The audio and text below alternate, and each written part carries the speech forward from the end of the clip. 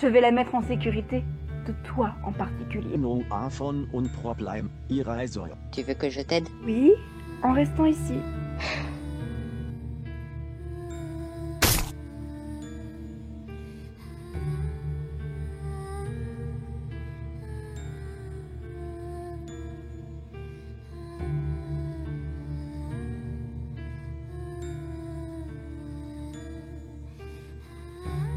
Non, mais j'ai même plus la force de faire comme si je ne pensais pas que tu étais le deuxième pire déchet existant. T'es un sale connard doublé d'un menteur, Josh. Même cette salope psychopathe d'Eraser te trouverait horrible. Désolé. Mais désolé de quoi? D'avoir tenté de m'assassiner? De l'avoir fait pour récupérer mes clés pour aller chercher Ilmio? Ou de ne pas avoir réussi ton acte criminel et égoïste? Même si ce n'était pas la troisième explication, excuse refusée. Tu ne mérites pas une 237e chance. Je dois y aller, adieu, et n'essaie surtout pas de me suivre. Tu regardes quoi?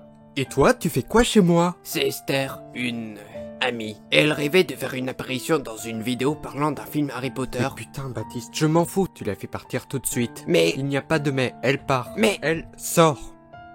Elle reste. Mais c'est bien parce qu'elle a du talent. En revanche, tu n'en invites pas d'autres. Oh, ça ne risque pas d'arriver. Pourquoi? C'est ta seule amie? Oui, on peut dire ça comme ça.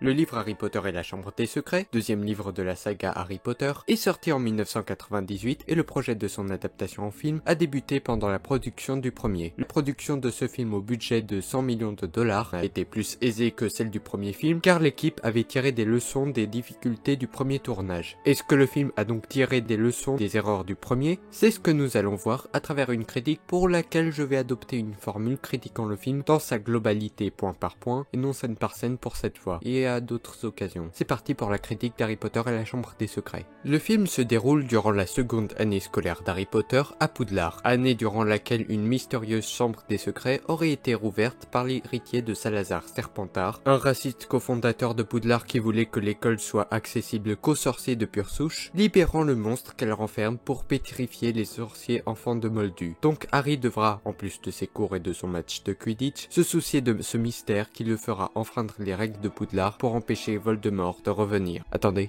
vous n'avez pas une impression de déjà-vu?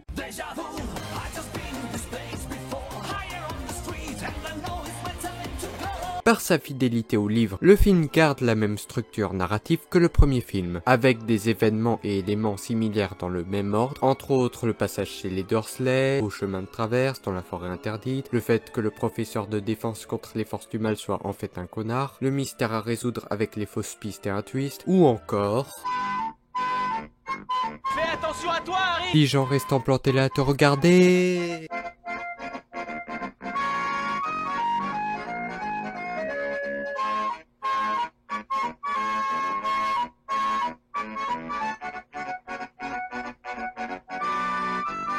Ça fait beaucoup là, non? Étonnant que le compteur de mort pendant l'année scolaire reste à 0 pendant les 3 premiers films. Ce n'est pas parce que ce n'est pas montré que ça ne s'est pas passé.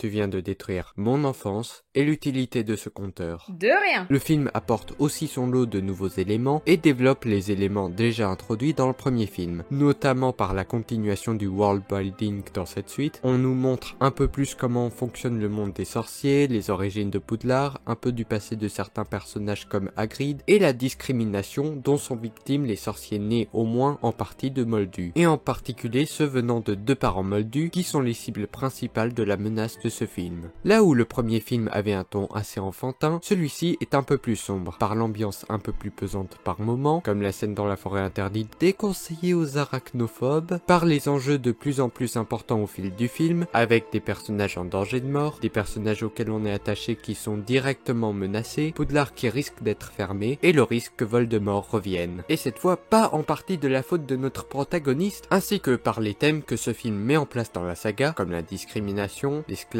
bien qu'on aurait pu faire un peu mieux pour ce thème-ci, mais j'y reviens, ou encore la maltraitance animale. Nous allons changer des animaux en vers à pied. Feraverto. Non sérieux, y a que moi qui trouve cet ajout du film troublant. Allez ensuite faire croire que le sort de Mystane vous choque après. Et puis, entre ça, le sort pour ouvrir les serrures au programme scolaire dans le précédent film, et la recette du polynectar, qui permet de prendre l'apparence d'un autre, se trouvant dans un livre à la bibliothèque, tu m'étonnes qu'ils aient formé la grande menace de la saga. Manquerait plus qu'ils leur laissent à disposition un livre permettant d'apprendre le sortilège de la mort et c'est bon. Non, il n'y a pas d'inquiétude à avoir, c'est juste le programme de la 4e année. Mais bon, mis à part ça, les modifications par rapport au livre sont un peu mieux gérées que le premier film. Les passages enlevés, à une petite scène près, n'empêchent pas le film de rester cohérent, et il y a quelques modifications qui majestuatisationnent l'adaptation. Comme la scène en voiture volante, une balade de santé dans le livre, à laquelle est ajoutée de l'intensité dans cette adaptation, et surtout le combat contre le basilic, qui est meilleur que celle décrite dans le livre. Si dans ce dernier, le combat se fait limite en 2 temps 3 mouvements dans le même endroit, Fumsec crève les yeux du basilic, le basilic attaque avec sa queue, le chapeau donne l'épée, Harry utilise l'épée pour donner un coup mortel au basilic, enfin... Donc tout ça pour ça.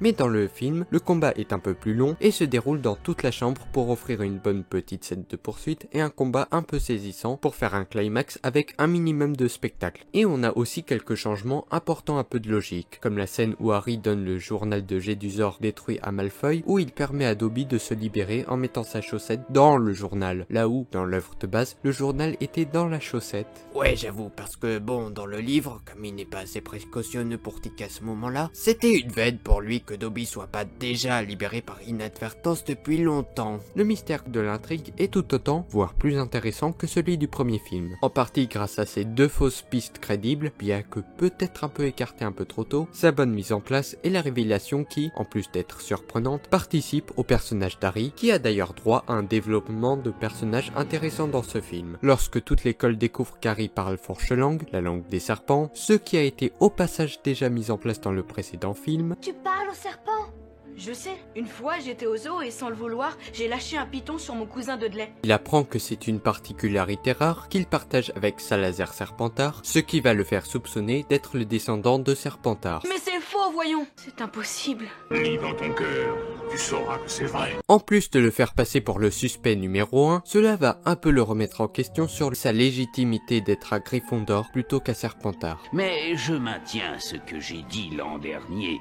Tu t'en serais très bien sorti à Serpentard. Ça apportera un bon message par ça et son parallèle avec un autre personnage qu'on avait déjà introduit en tant que menace et qui est ici introduit en tant que personnage, Tom Jedusor, un ancien étudiant de Poudlard manipulant Harry et Ginny à travers le journal qui se révèle être Voldemort himself, mais aussi l'héritier de Serpentard, donc celui qui a rouvert la chambre des secrets. Bref, un connard qui a plusieurs points communs avec notre protagoniste. Tu possèdes nombre de qualités que Voldemort lui-même apprécie. La détermination, l'ingéniosité et un certain mépris pour les règlements. Mais qui ont fait le choix de prendre 2 voies opposées. Pourquoi le choix-pot t'a-t-il envoyé à Gryffondor? Parce que je le lui ai demandé. Ce qui est un message intéressant qui sera central dans la saga et mis en place par ce film. Ce qui te rend différent de Voldemort, ce ne sont pas nos aptitudes qui montrent ce que nous sommes, ce sont nos choix. Et puisqu'on en parle, les personnages du premier film sont égaux à eux-mêmes. La famille Weasley, dont on met en place leur lien avec Harry, qui est un peu plus développé en présentant un peu plus Molly. Puis-je savoir où vous étiez? Oh bien sûr, tu n'y es pour rien, Harry chéri. Et Ginny, qui aura un rôle un peu plus central dans ce film, tout en étant assez discrète. Mais je n'aurais pas été contre la faire apparaître un peu plus longtemps, histoire de donner un peu plus de poids à la révélation. Hermione est encore plus intéressante par son statut de sorcière née de parents moldus, tout en étant brillante, ce qui la rend plus complexe et attachante. Drago et Hagrid sont plus intéressants par leur rôle de fausse piste bien amené, l'un parce que c'est un connard de père en fils bien joué, et l'autre par certains éléments ambigus le rendant suspect. Même si le coup d'Harry qui soupçonne directement Malfoy pour le coup de la chambre juste parce que c'est le plus raciste qu'ils connaissent... Regarde sa famille. Ils passent tous par Serpentard, ça fait des siècles que ça dure. Ouais, on aurait pu faire mieux. Et les Dursley sont toujours autant des malpropres pas très aimables avec Harry, qu'on aime détester. Mais je n'ai reçu aucun message. Pas un, de tout l'été. Qui voudrait être ami avec toi? Oui, mais ça leur sert à quoi de pas vouloir laisser Harry aller à Poudlard? Surtout que pas le voir pendant plusieurs mois, ça les arrangerait vu qu'ils détestent Harry et la magie. Oh, ne cherche pas la logique chez les connards. Quoique si, y a peut-être une logique, peut-être qu'ils veulent éviter de le laisser voir ses amis leur raconter ses vacances, ce qui leur donne une raison de plus de forcer Harry à mettre en cage Edwige. Maman, faut appeler la police. Harry m'a écrit que son oncle le fait dormir dans un placard à balai et l'a puni de nourriture et cadeau pendant un mois car elle l'a surpris en train de réviser. Oh, il disait sûrement ça pour rigoler. Personne ne prive d'eau en pleine canicule. C'est loin d'être la pire chose qu'ils le font. Monsieur le directeur, ce serait possible de changer le nom de ma classe? Pourquoi? Moi je trouve que ça sonne très bien, la classe Staline. Esther, veuillez préparer un lit à l'infirmerie. Un élève vient de manquer de se noyer. Encore. Quoi? Déjà? Mais ils n'ont même pas passé la porte d'entrée! Cessez de vous plaindre, jeune fille. Vous n'aviez qu'à ne pas passer votre stage à l'école avec le taux de mortalité le plus élevé. En plus, le bureau des plaintes est assez occupé comme ça. Bonjour, ici la SPA. Oui? C'est Victor. Attendez. C'est Victor. Il est arrivé quelque chose de grave à Watanabe et je crains qu'Eraser cherche son petit-fils. Compris, je vous le ramène tout de suite. Et les nouveaux personnages ne sont pas en reste. Gilderoy Lockhart est un auteur de livres contant ses exploits, à l'ego plus grand que sa cervelle et qui est interprété à merveille, arrivant à être stupide et prétentieux sans jamais être irritant pour le spectateur, et qui se révèle être un imposteur nul en magie. Et c'est pour ça qu'il a accepté le poste de professeur de défense contre les forces du mal et qu'il a démontré son incompétence plusieurs fois de sa propre initiative, comme à son cours où il libère les lutins de Cornouailles, relativement dangereux pour charger les élèves de les remettre en cage alors qu'il n'y arrive pas lui-même, et toutes les fois où, de sa propre initiative, il a fait de la magie alors qu'il est nul en cette matière et qu'il n'y était pas obligé. Et évidemment, il échoue lamentablement. Cela arrive de temps à autre. L'essentiel, c'est que tu ne souffres plus maintenant. Et de toute évidence, les os ne sont plus cassés.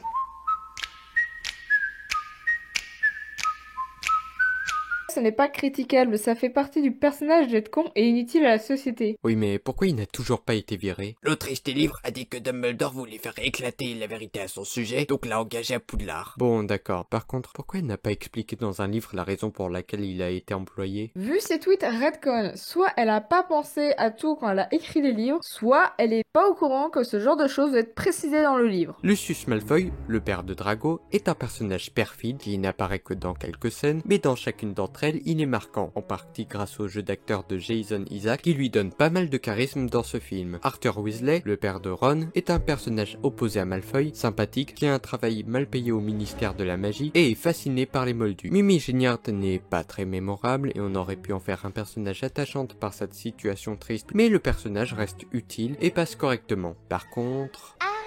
Si tu meurs, je serais ravie de partager mes toilettes avec toi. C'est assez dégueulasse quand on se souvient qu'elle est née il y a plus de 60 ans. Et enfin, on a... Dobby joue bien son rôle, mais passe moins bien sa thématique par son côté détestable. Attends, tu déconnes là? Il est mignon comme tout, et il veut sauver Harry de la menace qui pèse à Poudlard. C'est impossible de le détester. Oui, il a de bonnes intentions, mais ça n'excuse en rien son comportement. Il va de voler le courrier d'Harry, en refusant d'ailleurs de le rendre alors que ça ne sert plus à rien de le garder, jusqu'à envoyer un putain de cognard tenter de tuer Harry pour qu'il renonce à rester à Poudlard. Bien sûr, Dobby, tue Harry avant qu'il ne soit en danger, couillon! Surtout que c'est complètement con, il a déjà failli mourir 6 fois à Poudlard l'année précédente et limite il leur en demande. Ce n'est pas un cognard qui va le faire craquer. Bon ok, il y avait beaucoup de mauvaise foi dans cette dernière phrase. Mais sinon, vous allez peut-être me dire que je n'ai pas de cœur et que je devrais me sentir désolé pour Dobby vu que c'est un esclave, que ses conditions de vie sont scandaleuses, qu'il veut sauver Harry et qu'il a un design mignon. Et vous avez raison sur un point, je n'ai pas de cœur. Le reste, non, ce n'est pas juste parce qu'on donne à un personnage un design mignon, une situation triste et un bon fond qu'il en devient automatiquement attachant et pardonnable. Et puis, c'est pas un défaut propre à ce film-là, mais le fait qu'il ne revienne plus avant le 7e film, ça cache un peu la patte de son apparition dans ce dernier, je trouve. Mais ce que je reproche principalement au scénario de ce film, ce sont quelques éléments un peu grossiers comme la poudre de cheminette, dont j'ai du mal à comprendre le fonctionnement. Chemin de travers! Et car il s'est trompé sur une syllabe, ça l'emmène à l'allée des embrumes. Ta gueule c'est magique j'imagine. Ou encore le fait que Ron ait passé toute son année avec une baguette cassée, ce qui en plus de me faire me demander comment il a pu ne pas redoubler, même avec les examens annulés, il a quand même passé une année sans un matériel important, ça ne sert pas à grand chose de lui donner ce handicap pendant toute l'année, à part pour ça... Crash limace! Ça va Ron?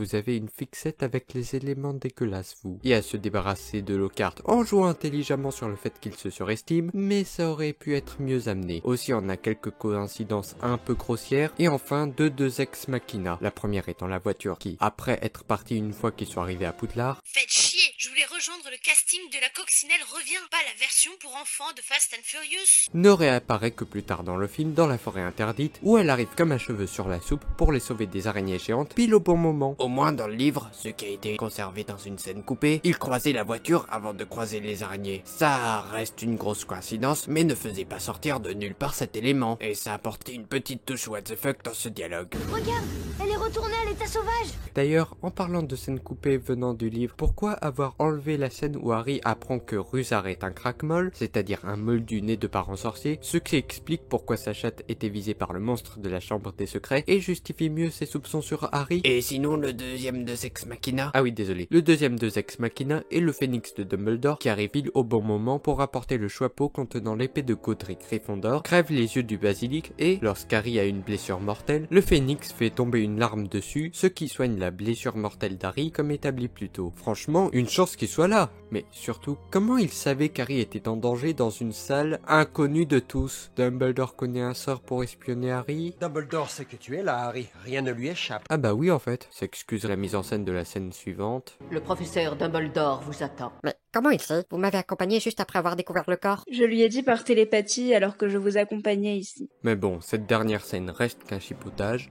comme...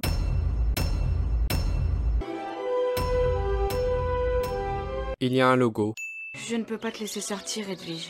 Je n'ai pas le droit d'utiliser la magie en dehors de l'école. En quoi ne pas utiliser la magie t'empêche de tourner la clé qui se trouve juste là? Sérieux, à quoi servait cette dernière ligne? Oh et... Une chance qu'Hermione soit attentive aux cours d'herbologie. Mais elle s'ennuie à mourir. Je savais pas qu'on pouvait muer aussi vite. Merci pour ce jumpscare gratuit. Oculus Reparo. Mais on n'a pas le droit de faire de la magie en dehors de Poudlard.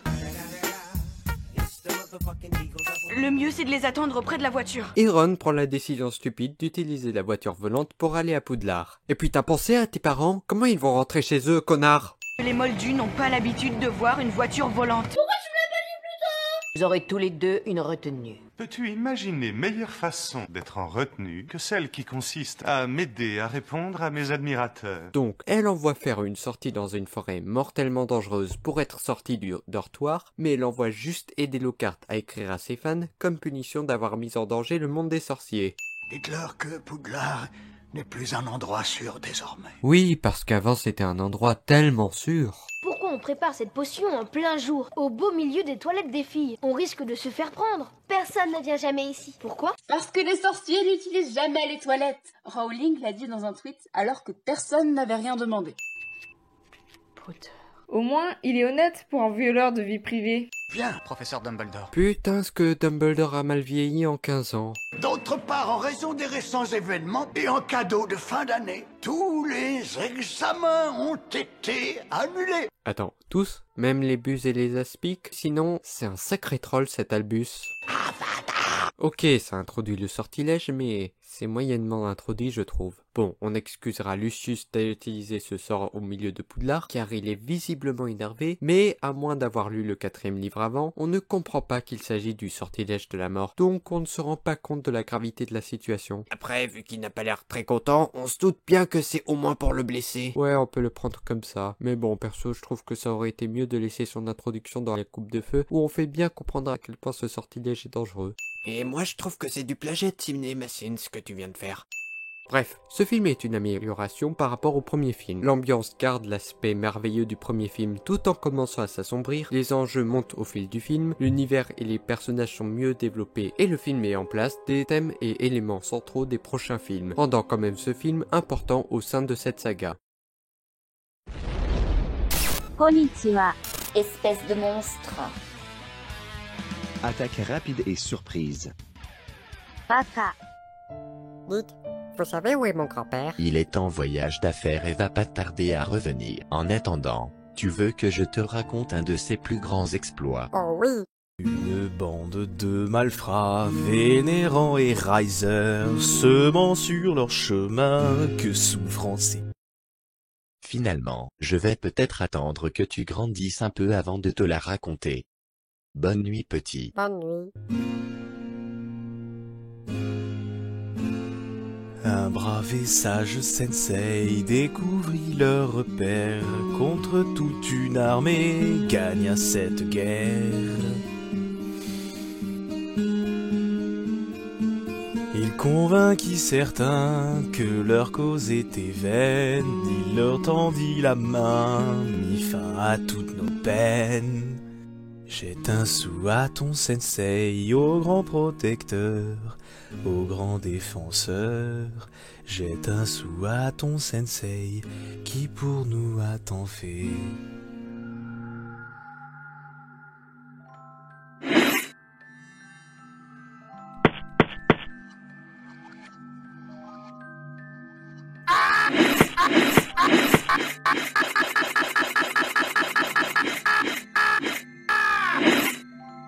Que tu peux mettre un terme à cette souffrance en nous disant où tu as caché le pouvoir d'Eraser. Toute souffrance que vous pourriez m'infliger n'est rien face au déshonneur de trahir les miens. Réserve tes discours sur l'honneur pour endoctriner tes élèves à base de morale niaise. C'est vrai, je n'aurais pas dû t'embêter avec ça. Après tout, mes leçons sont réservées à ceux qui ont l'intelligence requise pour les comprendre. Dis gratuitement à celui qui est en position de force et pourrait te donner 30 coups de hache supplémentaires. Mais bon, il faut bien un attardé pour reconnaître un attardé. Il veut toujours pas parler? Mais évidemment qu'il ne veut pas parler. S'il parlait, il sortirait de ce merveilleux centre de torture où il s'amuse tant. Ce n'est pas au parc d'attractions du coin que tu peux te faire démembrer, incinérer, électrocuter et autres sensations fortes, tout en restant en vie. Au fait, Watanabe, ça te dirait si ton petit-fils venait s'amuser avec toi? Vous n'allez pas... Par contre, le petit fait la sieste. Mais si tu veux, on peut le réveiller avec 25 000 volts. Eh bien, la vérité, c'est que je me suis effacé la mémoire de ce souvenir. Je vois. Merci pour votre aide d'une importance capitale. Maintenant, vous pouvez tous les deux prendre un repos éternel. Si le verrouillé. Je vais te le dire, mais je t'en prie, laisse mon petit-fils en vie. Marché conclu. Alors, où as-tu enfermé mon pouvoir d'effacement? Jette un sou à ton sensei, au grand protecteur, au grand défenseur. Jette un sou à ton sensei, qui pour nous a tant fait. Jette un sou à ton sensei, au grand protecteur, au grand défenseur. Jette un sou à ton sensei, au grand pardonneur. Jette un sou à ton sensei, au grand protecteur, au grand défenseur. Jette un sou à ton sensei, qui pour nous a tant fait.